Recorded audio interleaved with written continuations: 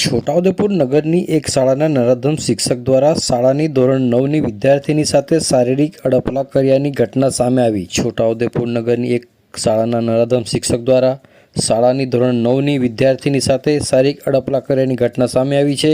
બાળકોના પિતાએ નરાધમ શિક્ષક સામે છોટાઉદેપુર પોલીસ મથકે ફરિયાદ દાખલ કરાવતા ચકચાર મચી ગઈ છે।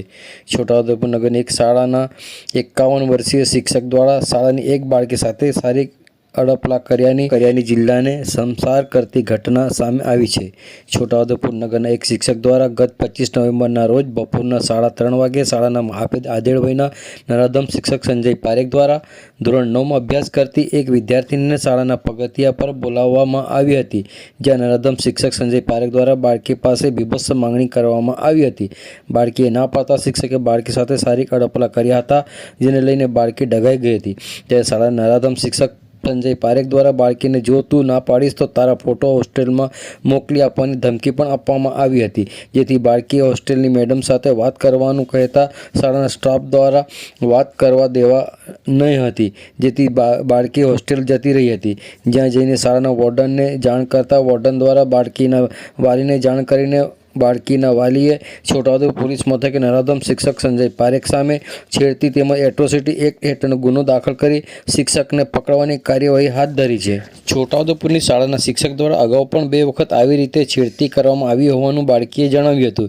જો કે 2 વખત માફ કરી દીધો હતો, પરંતુ આ શિક્ષક દ્વારા ત્રીજી વખત છેડતી કરતા બાળકીએ પોતાની હોસ્ટેલના વોર્ડન અને પોતાના પરિવારને જાણ કરીને ફરિયાદ દાખલ કરાવી હતી। આવો સાંભળીએ આ અંગે સમગ્ર ઘટના અંગે છોટાઉદેપુર મથકના પીઆઈ એસબી વસાવા શું કહી રહ્યા છે, સાંભળો તેઓના મુખે।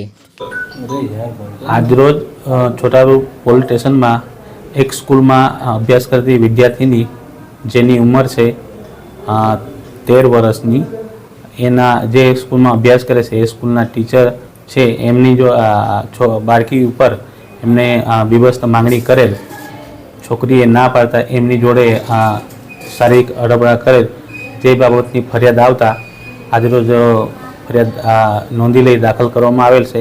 અને આરોપી જે છે સંજયભાઈ પારેખ, એમના ઉપર બીએનએસ કલમ 75(1), 351(1) તથા પોક્સો એક્ટ કલમ 8 તથા એટ્રોસિટી એક્ટ 3(1)W 325 મુજબની ફરિયાદ દાખલ કરી આરોપીને પકડવા માટેના ચક્રો ગતિમાન કરવામાં આવ્યો હતો। આરોપીનું નામ છે સંજયભાઈ પારેખ।